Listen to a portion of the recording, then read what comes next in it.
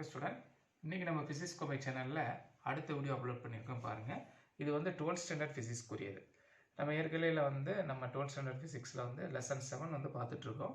அதோட தொடர்ச்சி வீடியோ தான் இன்றைக்கி நம்ம என்ன செஞ்சுருக்கோம், அப்லோட் பண்ணியிருக்கோம். பாருங்கள், வீடியோ பார்த்து லைக் பண்ணுங்கள், ஷேர் பண்ணுங்கள், சப்ஸ்கிரைப் பண்ணுங்கள். வாங்க வீடியோக்குள்ளே போகலாம். நம்ம அடுத்து பார்க்கக்கூடிய டாபிக் வந்து பார்த்தீங்கன்னாப்பா, நிறுத்த மின்னழுத்தத்தின் மீதான படுகதிர் அதிர்வெண்ணின் விளைவு. இதுதான் வந்து நம்ம அடுத்து பார்க்கக்கூடிய டாபிக்கு. இப்போ வந்து பார்த்தீங்கன்னா இதுக்கு நம்ம என்ன பண்ணுறோம் அப்படின்னா, படுகதிரினுடைய விளைவை ஆராய்வதற்காக படுகதிரினுடைய செறிவை வந்து நம்ம என்ன செஞ்சுக்கிறோம், மாறிலியாக வச்சுக்கிறோம். படுகதிரினுடைய செறிவை வந்து மாறிலியாக எடுத்துக்கிறோம். மாறிலியாக எடுத்துக்கிட்டு ஆனோட மின்னழுத்தத்துக்கும் ஒளி மின்னோட்டத்துக்கும் இடையில, அதாவது மின் அழுத்தத்துக்கும் மின் ஓட்டத்துக்கு இடையில நம்ம என்ன செய்யறோம், ஒரு வரைபடம் வந்து வரைகிறோம். அப்போ இங்கே வந்து பார்த்தீங்கன்னா இந்த சைடில் ஆனோட மின்னழுத்தம், இந்த சைடில் எதிர்முடுக்கம் பெற்ற மின்னழுத்தம், இங்கே வந்து ஒளி மின்னோட்டம். அதாவது எக்ஸ்ஹெச்சில் வந்து மின்னழுத்தமும் ஒய்ஹெச்சில் வந்து என்னது ஒளி மின்னோட்டமும் வச்சு இந்த வரைபடம் என்ன செஞ்சுருக்கோம், வரைஞ்சிருக்கோம்ப்பா. அப்போ வரைபடம் போது வரைபடத்திலிருந்து பார்த்தீங்கன்னா நிறுத்து மின்னழுத்தமானது படுகதிரினுடைய வெவ்வேறு அதிர்வெண்களுக்கு ஏற்ப மாறுபடுவது வரைபடத்திலிருந்து நமக்கு என்னது தெரியும். இப்போ இது வந்து இந்த படுகதிரினுடைய அதிர்வெண் அதிகரிக்க வந்து பார்த்தீங்கன்னா நிறுத்த மின்னழுத்தமும் என்ன செஞ்சுட்டே இருக்கும், தொடர்ந்து அதிகரிச்சுக்கிட்டே இருக்கும். அப்போ இதுலேருந்து நம்ம சொல்றது என்னன்னா, அதிர்வெண் அதிகரிக்கும் போது ஒளி எலக்ட்ரானுடைய இயக்க ஆற்றலும் என்னது அதிகரிக்கும். அவற்றை நிறுத்துவதற்கு தேவைப்படக்கூடிய எதிர்முடுக்கு மின்னழுத்தமும் என்னது உங்களுக்கு வந்து அதிகமாகிட்டே போகும். எதிர்முடுக்கு மின்னழுத்தமும் அதிகமாகிட்டே போகும். அதே மாதிரி அவற்றை இயக்க ஆற்றலும் என்ன செஞ்சுட்டே இருக்கும், அதிகரிச்சுக்கிட்டே இருக்கும். அடுத்து நம்ம பார்க்கக்கூடிய டாபிக் வந்து நிறுத்து மின்னழுத்தத்தின் மீதான படுகதிர் அதிர்வெண்ணினுடைய விளைவு. இதுதான் நம்ம பார்க்க போகிறது. அது நிறுத்த மின்னழுத்தத்துக்கும் படுகதிர் அதிர்வெண்ணுக்கும் இடையில் இருக்கக்கூடிய விளைவு வரைபடமாக இப்போ நம்ம சொல்லியிருக்கோம். அதாவது படும் கதிர்வீச்சினுடைய அதிர்வெண்ணுக்கும் நிறுத்த மின்னழுத்தத்துக்கு இடையில வரையக்கூடிய வரைபடம் வந்து இரண்டு உலோகங்களுக்கு வரையப்பட்டிருக்கு. உலோகம் ஏ மற்றும் உலோகம் பிக்கு வந்து வரைஞ்சிருக்கும். இப்போ இது வரையும் பொழுது என்ன ஆகும் அப்படின்னு கேட்டீங்கன்னா, நிறுத்த மின்னழுத்தம் அதிர்வெண்ணை பொறுத்து நேர் விகிதத்தில் என்ன செய்யும், அதிகரிக்கும்.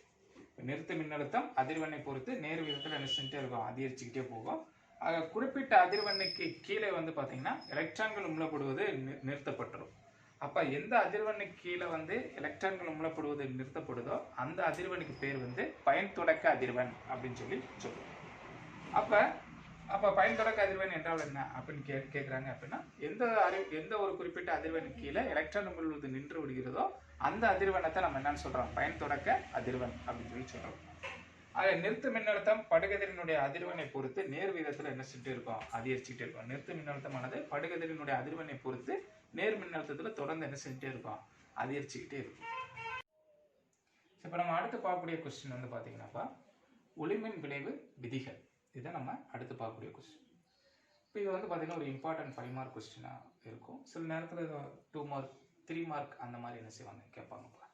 இப்போ ஒளிமின் விளைவு விதிகள்னு சொல்லும் போது இங்கே ஒரு 5 இது வந்து விதிகளாக நம்ம என்ன செஞ்சுருக்கோம், கொடுத்துருக்கோம். ஃபஸ்ட்டு வந்து பாருங்கள், இப்போ கொடுக்கப்படக்கூடிய படுகதிரினுடைய அதிர்வெண்ணுக்கு உமிழப்படக்கூடிய எலக்ட்ரான்களுடைய எண்ணிக்கை படுகதிரினுடைய செறிவிற்கு நேர்த்தகவில் அமையும். உமிழப்படக்கூடிய எலக்ட்ரான்களுடைய எண்ணிக்கையும் படுகதிரினுடைய செறிவும் ஒன்றுக்கு ஒன்று என்ன தகவல் இருக்கும், நேர்த்தகவில் அமையும் அப்படின்றோம். அதே மாதிரி தெவிட்டு மின்னோட்டமும் வந்து பார்த்தீங்கன்னா ஒளியினுடைய செறிவிற்கு நேர்த்தகவில் தான் என்ன செய்யும், அமையும். அடுத்து 2.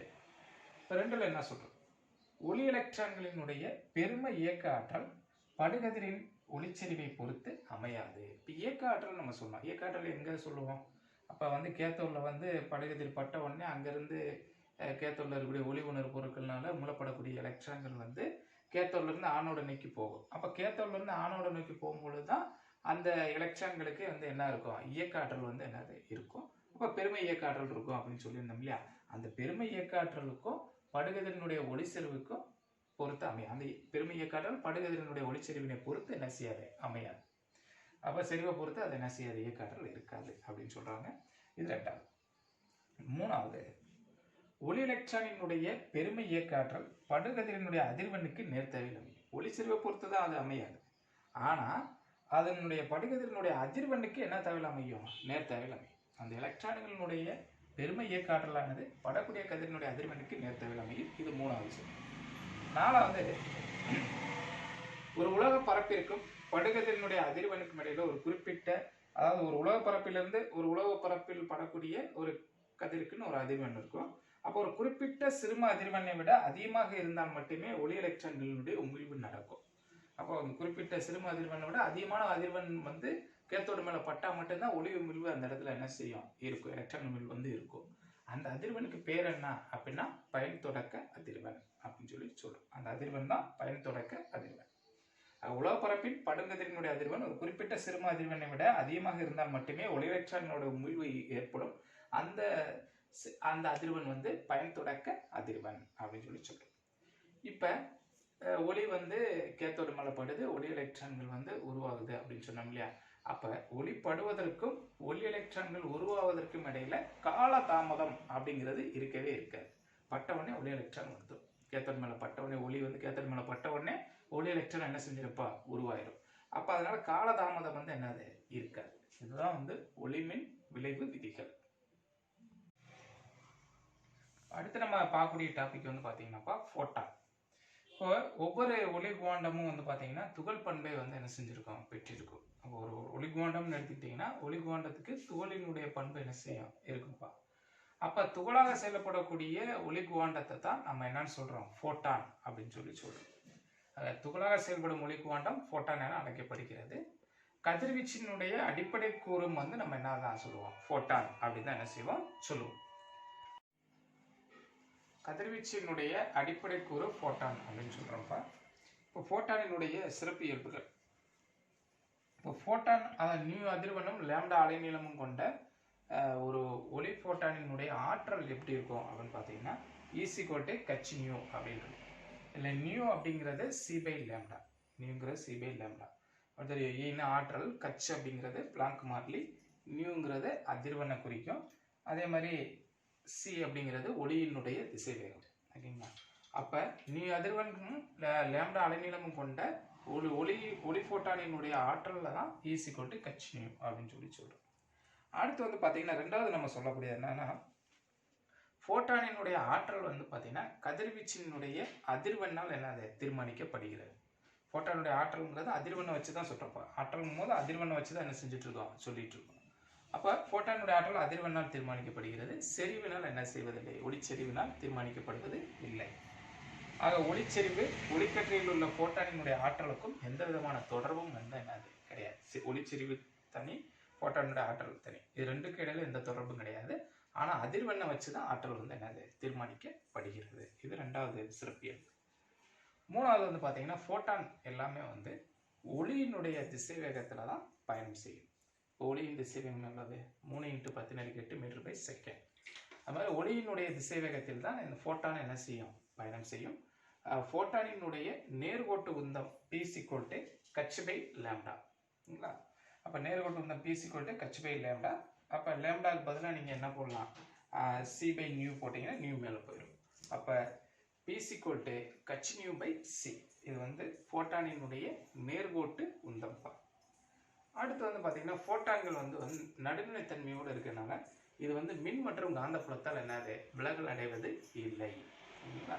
அப்ப நடுநிலைத்தன்மையோடு இருக்கனால மின் மற்றும் காந்தப்புலத்தால் விலகல் அடைவது இல்லை. அடுத்து ஃபோட்டான்கள் வந்து பருப்பொருளோடு வினைபுரியும் பொழுது, பருப்பொருட்களோட வினைபுரியுது ஃபோட்டான் அப்படின்னா நேர்கோட்டு உந்தம், கோண உந்தம், ஓகேங்களா. அப்புறம் வந்து மொத்த ஆற்றல் ஆகியவற்றினுடைய மதிப்புகள்லாம் என்ன செய்யறது இல்லை, மாறுறது கிடையாது. இந்த வினையின் பொழுது ஃபோட்டான் வந்து உட்கவர்தலோ வெளிப்படுதலோ இருக்கும். அதனால வந்து ஃபோட்டானோட எண்ணிக்கையில கண்டிப்பா மாற்றம் வந்து என்ன செய்யும் இருக்குப்பா. அடுத்த கொஸ்டின்பா, ஒளிமின் சமன்பாடு பற்றிய ஐன்ஸ்டீனினுடைய விளக்கம். இதுதான் நம்ம அடுத்து நம்ம பார்க்கக்கூடிய கொஸ்டின். இப்ப ஒரு உலக பரப்பிலிருந்து ஒரு உலக பரப்பின் மீது வந்து பாத்தீங்கன்னா கச்சினியோ ஆற்றல் கொண்ட ஒரு ஒளி ஃபோட்டானை வந்து ஒரு உலக பரப்பின் மேல மோத வரும். அப்ப கச்சினியோ ஆற்றல் கொண்ட ஃபோட்டான் உலக பரப்பின் மீது படும் பொழுது அந்த உலகத்தில் இருந்து எலக்ட்ரான் வந்து வெளியேற்றப்படும். ஓகேங்களா. அப்ப ஒரு கச்சினியோ ஆற்றல் கொண்ட ஃபோட்டான் உலகத்தின் பரப்பின் மேல பட்டுச்சுன்னா உலகத்தின் பரப்பிலிருந்து எலக்ட்ரான் வந்து என்ன செய்யப்படும், இங்க இருக்கக்கூடிய எலக்ட்ரான் வந்து என்ன செய்யப்படும், வெளியேற்றப்படும். அப்ப இந்த ஃபோட்டான் வந்து உலக பரப்பின் மேல படப்படும் போது ஆற்றல் வந்து ரெண்டு விதமா பிரியுது. ஒண்ணு என்ன அப்படின்னு கேட்டீங்கன்னா, அந்த உலகத்தின் பரப்பிலிருந்து எலக்ட்ரானை வெளியேற்றுவதற்கு தேவையான உலோகத்தினுடைய வெளியேற்று ஆற்றல். ஓகேங்களா. அப்போ உலகத்தினுடைய இந்த சிறும ஆற்றல், ஒரு சிறும ஆற்றல் இருக்கும், அதை வந்து உலகத்தின் பரப்பிலிருந்து எலக்ட்ரானை வந்து வெளியேற்றும். அந்த உலகத்தினுடைய வெளியேற்ற ஆற்றல் வந்து நம்ம π0 அப்படின்னு சொல்லி சொல்றோம். ஓகேங்களா? இன்னொரு ஆற்றல் என்ன அப்படின்னா, அந்த வெளியில போகக்கூடிய அந்த எலக்ட்ரானுக்கு ஒரு இயக்க ஆற்றலை நம்ம என்ன செய்யணும், கொடுக்குறோம் இல்லையா? அந்த போட்டான் வந்து இயக்க ஆற்றலை கொடுக்கும். வெளியில போகுதுன்னா அந்த எலக்ட்ரானுக்கு ஒரு இயக்க ஆற்றல் இருக்கணும் இல்லையா? அப்ப இயக்க ஆற்றல் இன்னொரு ஆற்றலாக இருக்கு. அப்ப h ஆற்றல் கொண்ட போட்டான் வந்து உலகத்தின் பரப்பின் மேல படும் பொழுது அந்த ஆற்றல் ரெண்டு விதமா இருக்கும். ஒன்று, அந்த உலகத்திலிருந்து எலக்ட்ரானை வெளியேற்றுவதற்கான உலகத்தினுடைய வெளியேற்று ஆற்றல் ஒன்று, இன்னொன்று வந்து அந்த எலக்ட்ரான் வெளியே போவதற்கான என்னது இயக்க ஆற்றல். அப்போ h is equal to μ0 plus half mv squared. இப்போ வந்து அடுத்து வந்து படக்கூடிய ஒளியினுடைய அதிர்வெண்ணை வந்து என்ன செய்யறோம், குறைக்கிறோம். இப்போ படக்கூடிய ஒளியினுடைய அதிர்வெண்ணை குறைக்கும் பொழுது எலக்ட்ரான்களினுடைய வேகமும் என்ன செய்யுது, குறையுது. ஆக ஒரு குறிப்பிட்ட அதிர்வெண்ணில் வந்து பார்த்தீங்கன்னா எலக்ட்ரானுடைய வேகம் வந்து முற்றிலுமாக என்ன செய்யுது, குறைஞ்சிருது. அப்போ முற்றிலுமாக குறையும் பொழுது அங்கே வந்து இயக்க ஆற்றல் என்ன செய்யாது, இருக்காது. வேகம் இல்லை இல்லையா, அதனால வந்து இயக்க ஆற்றல் என்ன செய்யாது, இருக்காது. அப்போ அந்த குறிப்பிட்ட அதிர்வெண்ணில் இயக்க ஆற்றல் வந்து 0 ஆயிரும், சுழி மதிப்பை அடைஞ்சிரும். அப்போ வெளியேற்ற ஆற்றல் மட்டும்தான் இருக்கும். அந்த அதிர்வெண்ணுக்கு பேர் என்னன்னா பயன் தொடக்க என்னது அதிர்வெண். அந்த ஆற்றல் வந்து என்ன அப்படின்னா h0.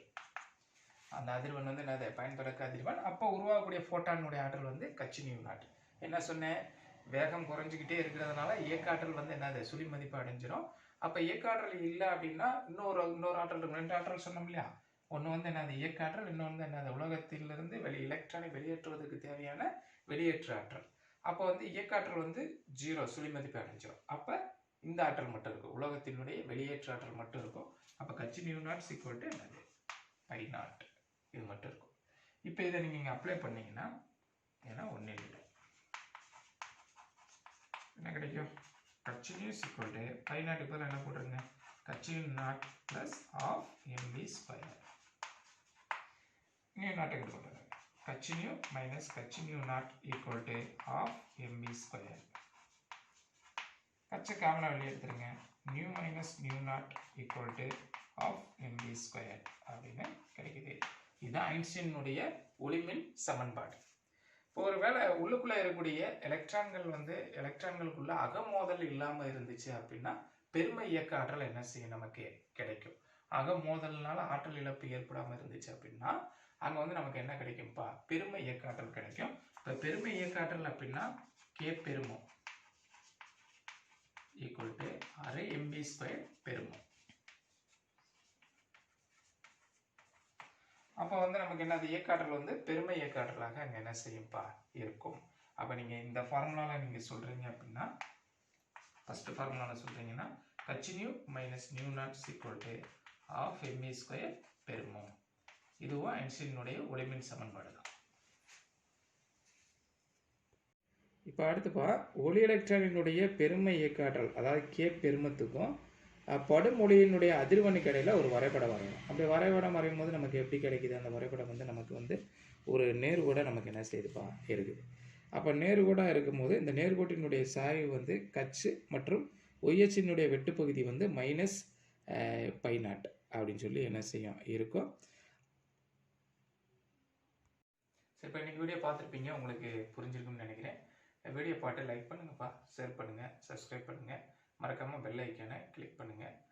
நம்ம சேனலில் வந்து பார்த்தீங்கன்னா நேற்றிலிருந்து 11th ஸ்டாண்டர்ட் ஃபிசிக்ஸ் நம்ம என்ன செஞ்சிட்ருக்கோம், போட்டுட்ருக்கோம்.